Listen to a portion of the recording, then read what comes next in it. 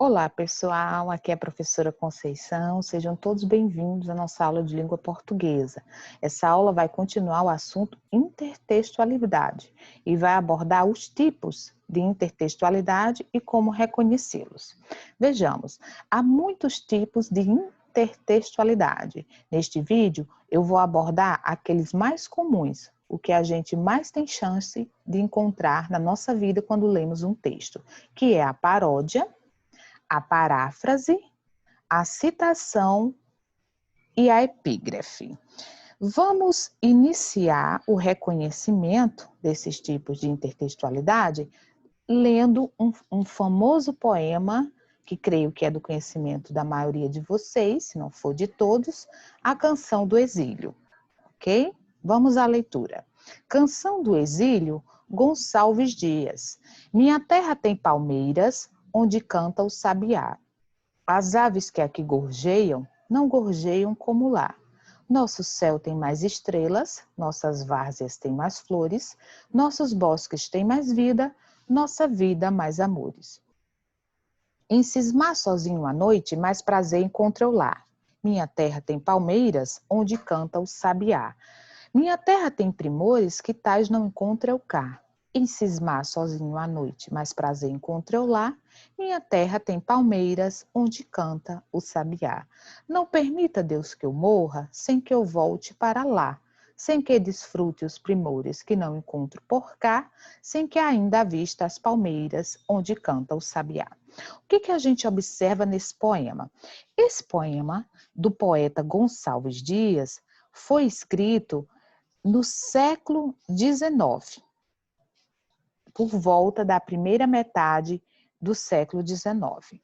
O poeta Gonçalves Dias estava exilado em Portugal, porque ele tinha ido estudar, fazer faculdade, já que na época aqui no Brasil não havia curso superior. Então, ele estava em Portugal quando fez esse poema. Então, perceba que esse poema, ele traz como temática a pátria, o Brasil. Então, ele vai, em todas as estrofes, ele está falando do Brasil, especificamente da sua fauna e flora. Ele exalta, ele valoriza a fauna e a flora brasileira a partir de dois elementos abundantes de nossa terra, que são as palmeiras e o sabiá, né, que é um tipo de ave. Perceba que ele vai mostrando na primeira estrofe que tem muitas palmeiras e que tem bastante sabiá, que as aves que tem em Portugal, né, que tem lá, cá, que é onde ele está em Portugal, não são as mesmas que tem lá, que é no Brasil. Aí ele vai dizendo que o céu tem mais estrelas, que as várzeas têm mais flores, que os bosques têm mais vida, que a vida mais amores. E vai dizendo que sente saudade da pátria, né, que está sozinho à noite, né, que encontra mais prazer no Brasil, né? E vai dizendo, né? Vai construindo ao longo das estrofes uma menção ao Brasil, né? Sempre fazendo referência ao Brasil por meio das palavras palmeira e sabiá, que eu estou marcando para vocês aqui no texto, né? E esse processo de fazer referência a elementos de nossa pátria que ele escolheu, da fauna, né? O sabiá e da flora à palmeira, ele vai construindo uma idealização do Brasil, né? Perceba que ao longo de todo o poema, ele só fala de aspectos positivos no Brasil, né? Que é tudo muito abundante, que é tudo muito perfeito, né? Então, na visão do poeta, o Brasil é uma perfeição, é um processo de idealização, né? Um processo de construção fantasiosa, né? De valorização da pátria. Mas essa forma de conceber o Brasil, da forma como ele retrata no poema dele, faz parte da concepção artística da época em que ele estava inserido, que é o romantismo. O romantismo vai conceber, digamos assim, as coisas, né, a pátria, as pessoas, as histórias, sempre de forma idealizada. O processo de composição do romantismo é idealizar o que o cerca. E nesse caso, o Gonçalves Dias, a pátria, né? Já que ele estava com saudade da pátria, queria valorizá-la, e ele fez por meio da Canção do Exílio. O que acontece? A Canção do Exílio é um dos principais poemas da literatura brasileira. E se vocês lembrarem do vídeo anterior sobre intertextualidade, eu falei que os textos que são feitos em intertextualidade são textos que fazem parte da nossa memória coletiva. E a intertextualidade é um deles. Ele faz parte da nossa memória coletiva, pelo menos enquanto estudante. Porque muitas intertextualidades foram feitas sobre a Canção do Exílio. Foram e são, de certa forma, feitas. É um texto bastante conhecido e bastante famoso. Eu vou apresentar um exemplo de intertextualidade feita, né, da Canção do Exílio, que é esse poema do Oswald de Andrade, que se chama Canto de Regresso à Pátria. Vamos ler e depois analisar. Minha terra tem palmares, onde gorjeia o mar. Os passarinhos daqui não cantam como os de lá. Minha terra tem mais rosas e quase que mais amores. Minha terra tem mais ouro, minha terra tem mais terra. Ouro, terra, amor e rosas. Eu quero tudo de lá. Não permita, Deus, que eu morra sem que volte para lá. Não permita, Deus, que eu morra sem que volte para São Paulo, sem que veja a Rua 15 e o progresso de São Paulo. Veja bem, esse poema do Oswald de Andrade, que é o segundo poema que eu apresento para vocês, já foi escrito no século XX. E ele teve como inspiração a Canção do Exílio, ou seja, o texto base desse poema é a Canção do Exílio. E vamos ver as diferenças que existem da Canção do Exílio para o canto de regresso à pátria. Veja bem, na primeira estrofe, o Oswald de Andrade, em vez de utilizar palmeiras, ele utiliza palmares. Então, ele diz, minha terra tem palmares. Então, a gente faz um esforço e lembra que Palmares faz referência a um líder abolicionista, um líder do Quilombo, que é o Zumbi dos Palmares, que lutava contra a escravidão, né, para que os negros fossem libertos. Então, perceba que, ao fazer menção ao Palmares, ele já está trazendo uma visão mais crítica da pátria, certo? Ao contrário do que fez Gonçalves Dias no Canção do Exílio, que é uma visão muito idealizada do Brasil, né? O Brasil mostrado com perfeição, sem criticidade. Mas vejam bem, como eu disse anteriormente, porque fazia parte da estética literária que Gonçalves Dias está inserida. O Oswald de Andrade, como era ele escritor do século XX, já não fazia parte da estética literária do romantismo, mas sim do modernismo. Portanto, o Oswald de Andrade vai ter uma visão mais crítica. E ele já começa a mostrar isso quando substitui palmeiras por palmares. Então, ele diz o seguinte, minha terra tem palmares, onde gorjeia o mar, os passarinhos daqui não cantam como os de lá. Em vez de ele escrever aves, ele substitui o termo por passarinhos. Por que passarinhos? Vamos refletir. Passarinhos é um termo mais comum do que aves. Nós, no dia a dia, utilizamos mais o termo passarinho do que aves, não é mesmo? Então, o Oswald de Andrade torna o seu texto mais acessível, já que a linguagem que ele utiliza, o termo que ele utiliza, está mais próximo do cotidiano, faz parte mais do cotidiano. E essa era uma dos ideais do modernismo, fazer textos com a linguagem mais próxima do leitor, com a linguagem do cotidiano. Por isso que ele deu preferência a utilizar passarinhos em vez de ave, certo? Porque o texto do Oswald, esse segundo poema, já pertence a outra estética literária, a outra perspectiva de construção artística. Tá bom, gente? Aí ele diz na segunda estrofe, minha terra tem mais rosas e quase que mais amores. Quando ele utiliza esse quase, é algo que a gente deve ter atenção. Perceba que lá no Gonçalves Dias, no primeiro poema, ele dizia assim, minha terra, né, tinha mais amores, né? Sempre mais amores, porque o Gonçalves Dias está idealizando a terra, vendo tudo de forma positiva, né? Não tem nada negativo. O Oswald de Andrade já está trazendo que tem escravidão, né? Está aproximando o texto da linguagem do leitor, ao substituir aves por passarinho, está fazendo também, de certa forma, uma crítica quando diz que tem quase que mais amores. Quer dizer, não tem tanto amor assim na minha terra. Ela não é feita só de amor, né?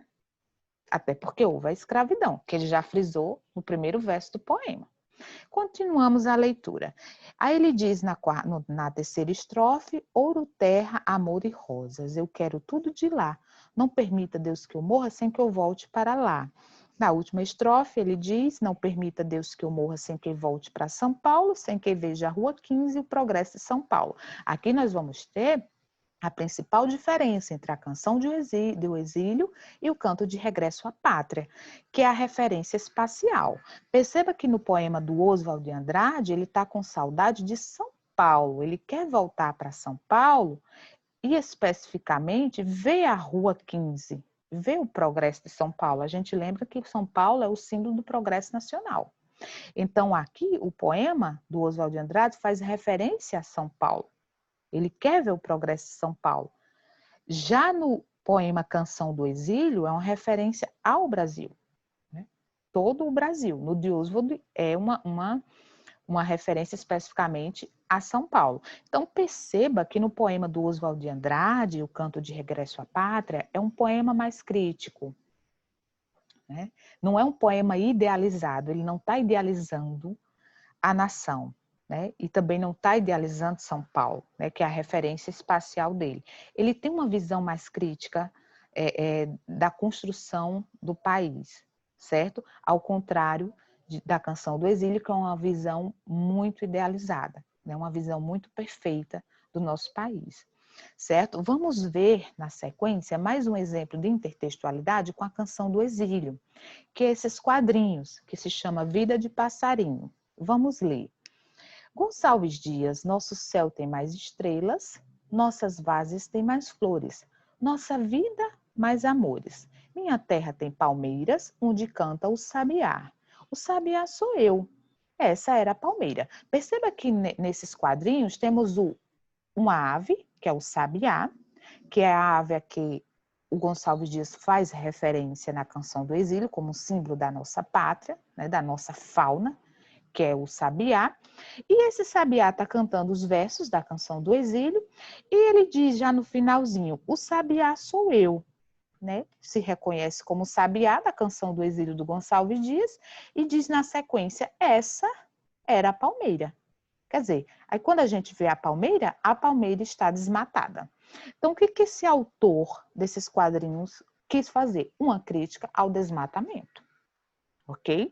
Que já é uma intenção diferente do texto da Canção do Exílio. Perceba que na Canção do Exílio, o primeiro poema que eu apresentei aqui, um poema bastante famoso de nossa literatura brasileira, não há crítica. A visão que o poeta tem é uma visão idealizada da nação. No Canto de Regresso à Pátria, do Oswald de Andrade, o segundo poema que eu apresentei para vocês, nós já temos uma visão mais crítica do Brasil, quando ele diz que há palmeira, há palmares, né? E não tem tanto amor assim, né? Na Terra tem quase mais amores. Então temos um Brasil com uma visão mais crítica de seu processo histórico, né? Porque houve escravidão e não tem tanto amor assim. Já no terceiro texto, temos uma crítica ao desmatamento. Então, gente, preste atenção, esse tipo de intertextualidade que um autor faz um novo texto inspirado no outro, certo? Nós temos a Canção do Exílio, que é um texto conhecido.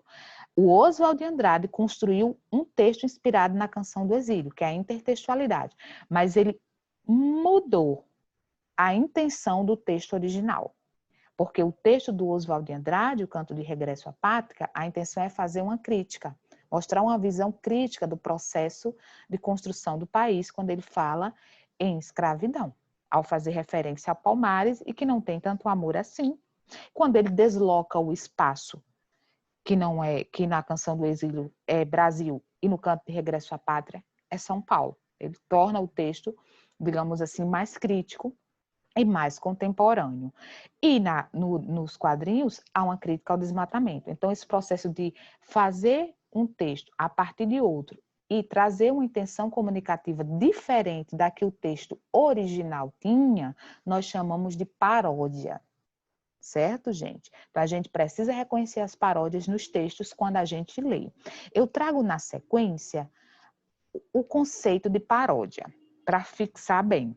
Paródia é a palavra derivada do grego, e significa um canto semelhante ao outro. Perceba que o Canto de Regresso à Pátria e os quadrinhos são muito semelhantes à Canção do Exílio. É uma forma de apropriação que, em lugar de endossar o modelo retomado, rompe com ele sutil ou abertamente. Quer dizer, Oswald de Andrade, o autor dos quadrinhos, não confirmam a visão do Gonçalves Dias lá no poema Canção do Exílio. Eles não confirmam, endossar é confirmar. Ao contrário, eles fazem uma crítica, eles rompem com o sentido original da Canção do Exílio, apresentando um novo texto com um novo sentido. E esse novo sentido apresenta uma crítica, uma ironia. Isso é uma paródia. Portanto, a paródia rompe, perverte o texto anterior visando a crítica e a ironia. Certo, gente? Ficou claro o que é a paródia? Vamos, na sequência, ver mais um exemplo de um tipo de intertextualidade nesse texto de Carlos Drummond de Andrade. Meus olhos brasileiros se fecham saudosos, minha boca procura a canção do exílio. Como era mesmo a canção do exílio? Eu tão esquecido de minha terra. Ai, terra que tem palmeiras, onde canta o sabiá.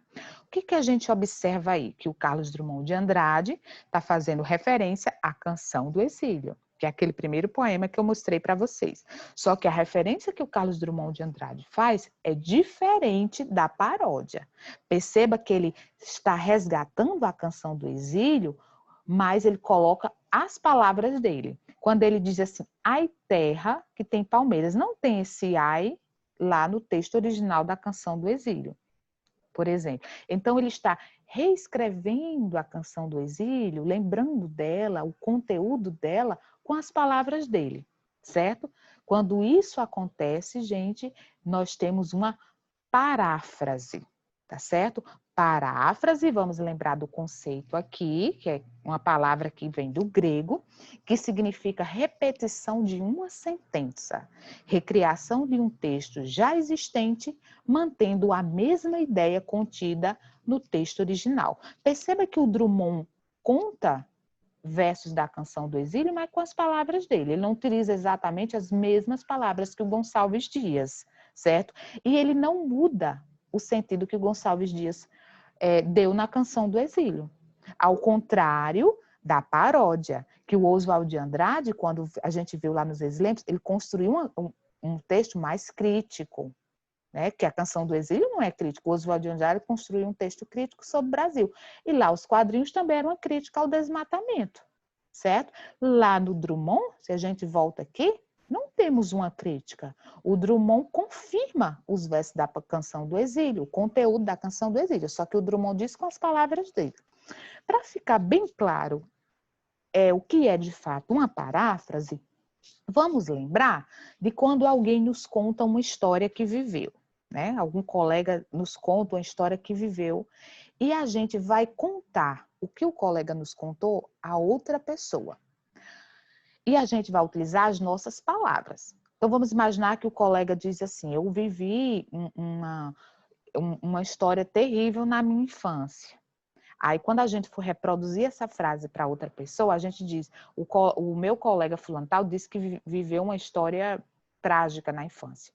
Então, em vez de terrível, eu digo trágico. Eu disse com as minhas palavras, percebeu? Então, a gente utiliza muito a paráfrase no dia a dia, quando a gente vai contar algo ou escrever algo de que alguém disse, ou que alguém fez, mas a gente utiliza as nossas próprias palavras. Às vezes, muitas vezes a gente utiliza sinônimos ou palavras que têm o significado semelhante, mas que não é igual ao que está no texto original. Isso é a paráfrase.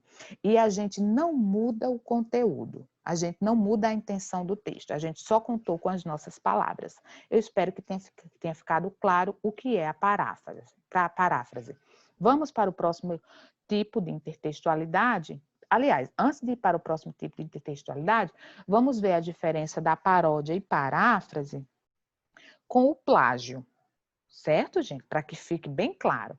A paródia e a paráfrase são formas de intertextualidade legais e dependentes da criação do seu autor. Então, perceba que para construir uma paródia e uma paráfrase, os autores que fazem isso eles precisam de um processo criativo, de elaboração de um novo texto. Eles constroem um novo texto. Foi isso que os quadrinhos que eu mostrei lá, o Sabiá identificando a palmeira desmatada. O autor daqueles quadrinhos construiu um novo texto com uma nova intenção, que era fazer uma crítica ao desmatamento. Foi isso que o Oswald de Andrade fez com o Canto de Regresso à Pátria. Ele se inspirou na Canção do Exílio, construiu um novo poema, mas com uma nova intenção, mudando algumas coisas, recriando, usando de seu processo criativo, né, tendo trabalho para recriar esse texto, mas para que seja um texto mais crítico. Do mesmo jeito, Drummond fez lá na Canção do Exílio. Ele foi lembrando da Canção do Exílio, colocando o verso da Canção do Exílio, mas com as palavras dele. Então, isso é criar um novo texto, viu, gente? É um novo texto que está sendo criado. Então, exige um processo criativo do autor. A paródia e a paráfrase são processos criativos do autor. O plágio, não. O plágio não deixa de ser uma intertextualidade.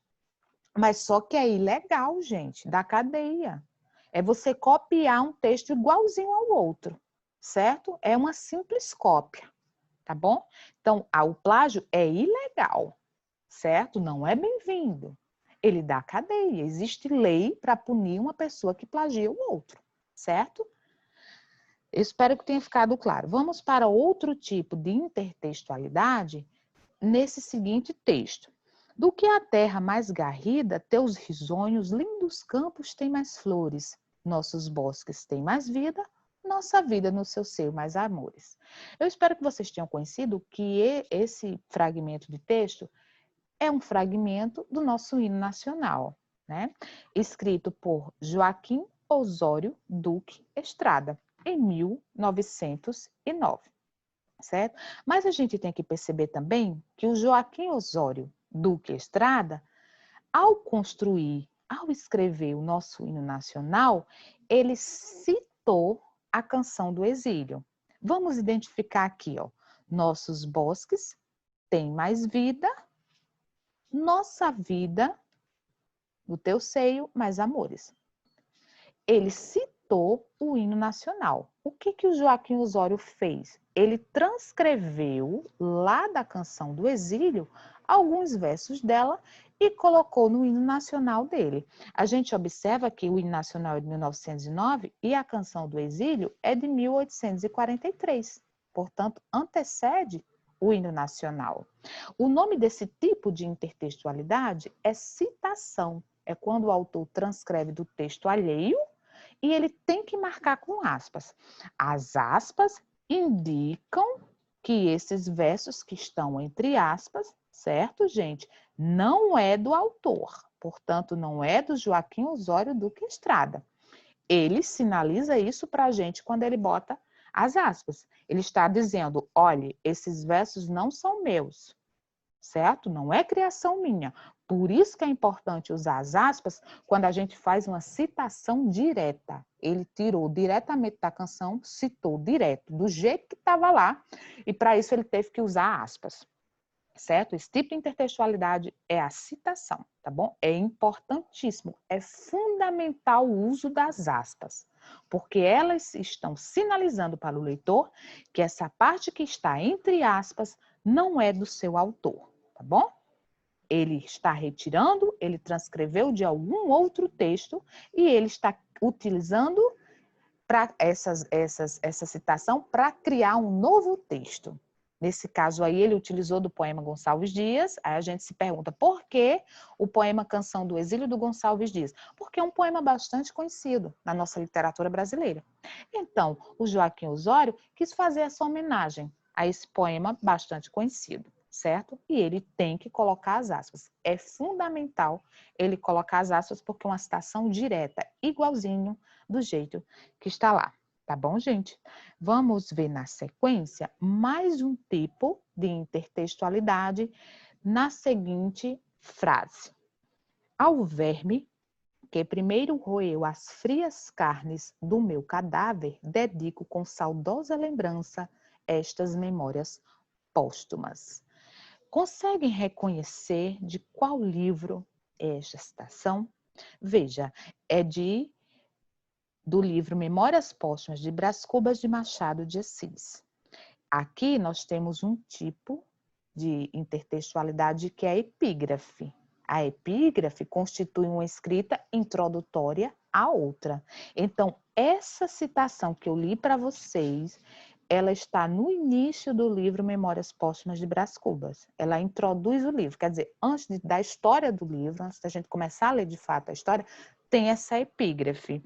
Então, é muito comum a epígrafe no início de livro, no início de capítulo, ela vai, digamos assim, trazer uma mensagem sobre a obra, uma simbologia sobre a obra, ela vai trazer o significado da obra, o que a obra representa. Então, muitos autores gostam de utilizar da epígrafe em muitas de suas obras. Eu espero que vocês tenham compreendido o tipo de intertextualidade, certo? E ficamos com a próxima aula. E não deixem de ver o primeiro vídeo sobre intertextualidade, certo? Até mais!